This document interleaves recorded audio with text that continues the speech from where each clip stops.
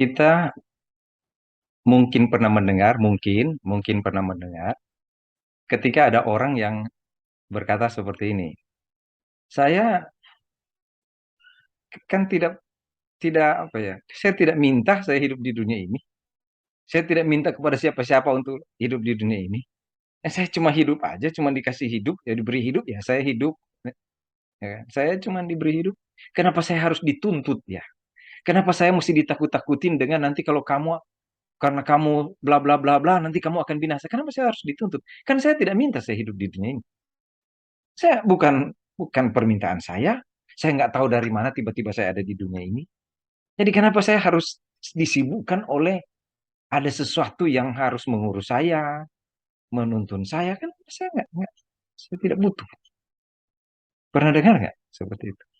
Mungkin nggak kali ya. Mungkin tidak ya, tidak mendengar.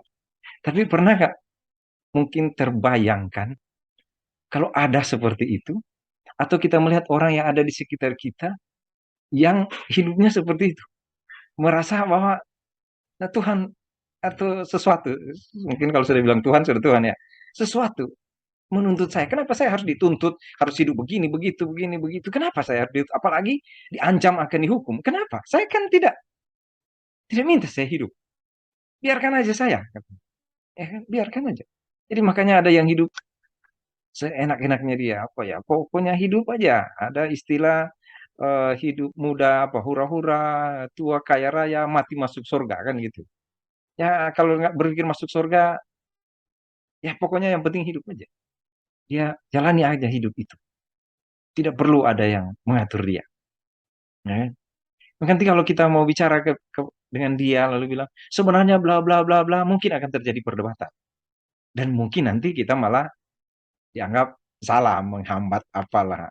Adalah istilah-istilah di dunia ini yang seperti itu kan. Yang nggak boleh itulah itu pandangan setiap orang ya terserah orang itu kayak gitu. Jadi akhirnya kita nggak bisa ngomong. Tapi mari berpikir sedikit tentang pandangan-pandangan seperti tadi itu.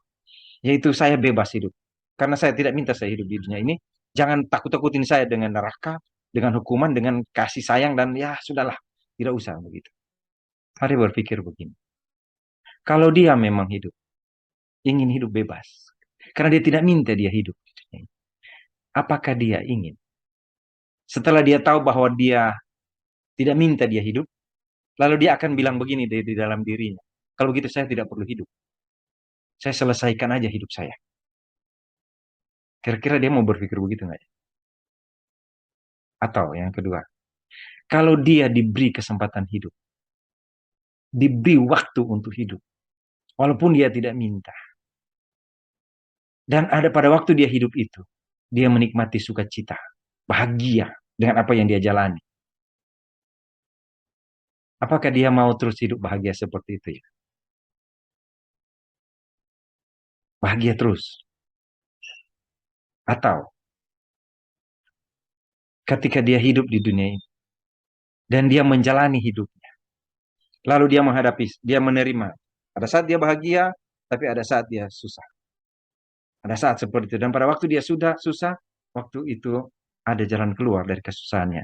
Dan dia damai lagi. Dia senang lagi. Berarti ada sesuatu di luar dia yang mengatur hidupnya. Ya. Lalu kalau sesuatu itu datang padanya, sesuatu atau seseorang datang padanya dan bilang, saya akan hukum engkau. Mungkin dia akan marah. Kenapa saya mesti dihukum? Kenapa saya mesti dihukum? Kan saya tidak minta saya hidup di dunia ini. Apa hak Anda menghukum saya? Lalu sesuatu itu bilang begini, kan saya beri kamu hidup di dunia ini. Kamu kan tidak minta hidup. Berarti hidup bukan dari kamu. Hidup bukan dari dirimu. Tapi saya beri kamu hidup. Saya beri yang kamu hidup. Kalau sesuatu itu bilang gitu, dia mau bilang apa? Lalu kalau nggak sesuatu itu datang dan bilang begini kepadanya, saya mengasihi engkau. Saya mau engkau bahagia. Saya mau engkau tidak pernah menderita selama di dunia ini. Apakah orang itu akan bilang, oh bagus itu. Terima kasih. Saya setuju itu. Lalu orang itu akan bilang, atau sesuatu itu bilang, saya akan bikin kamu bahagia.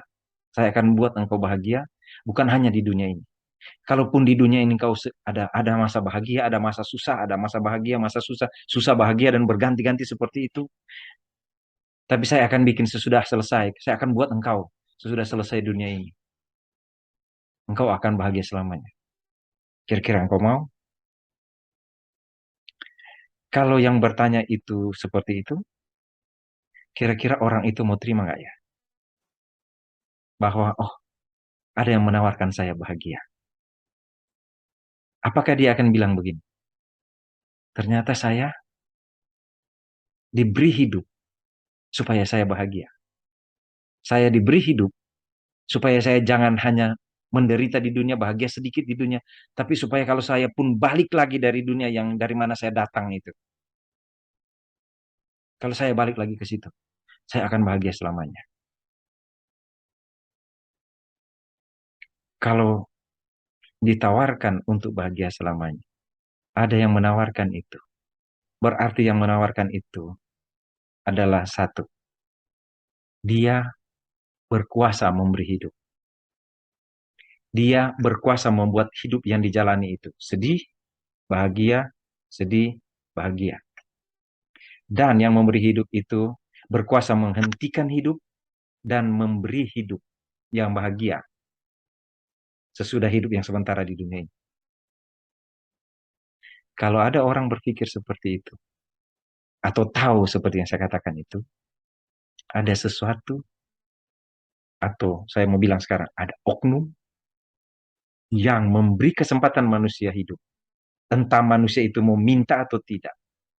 Dan memberi kesempatan manusia itu menjalani hidupnya, menderita, bahagia, dan seterusnya. Lalu, oknum itu menyelesaikan hidup, menutup hidup manusia itu, dan menawarkan, nanti kalau di hidup berikut, saya beri kamu kebahagiaan. Dia berarti sangat berkuasa.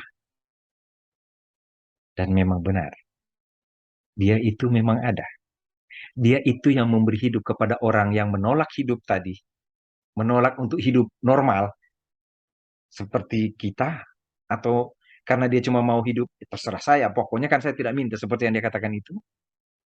Kalau orang itu tahu bahwa yang memberi hidup itu adalah Tuhan. Setiap orang akan salah mengerti tentang Tuhan. Dia kira Tuhan memberi dia hidup, lalu membiarkan dia. Atau dia tidak minta dia hidup, lalu dia boleh hidup seenaknya. Tidak. Kalau Tuhan memberi hidup kepada seseorang, karena Tuhan mau orang itu sebenarnya bahagia. Itu yang kalau di Alkitab bilang, dia menghendaki jangan ada yang binasa. Dia menghendaki jangan ada yang dihukum di neraka. Jangan ada yang menderita. Dia tidak menghendaki itu. Karena itu sebabnya dia menciptakan manusia pada awalnya, menaruh manusia di tempat yang sangat indah. Tapi manusia berontak, tapi dia tidak berhenti mengasihi manusia. Karena dia menghendaki supaya manusia itu jangan menderita. Apalagi kalau menderita dalam hukuman kekal. Karena melawan dia yang adalah Tuhan. Tuhan yang Maha Kuasa itu, dalam Alkitab, dikatakan adalah Bapa, Anak, Roh Kudus. Tuhan yang Maha Kuasa itu adalah Bapa yang mengutus anaknya dan Roh Kudus menjelaskan kepada manusia untuk mengerti bahwa ada Bapa, Anak, dan Roh Kudus. Tuhan yang Maha Kuasa itu yang sedang saya sampaikan sekarang kepada saudara. Dia mengasihi saudara. Supaya jangan binasa. Dia tidak membiarkan saudara atau saya hidup. Yang penting hidup. Tetapi hidup. Sesudah dari selesai di dunia ini, kita akan hidup bersama-sama dengan dia di sana. Di tempat dia. Cuma ada satu hal yang perlu. Percayakah engkau bahwa dia bisa membawamu ke surga. Dia yang selalu bicara itu, Sang Anak, Yesus Kristus.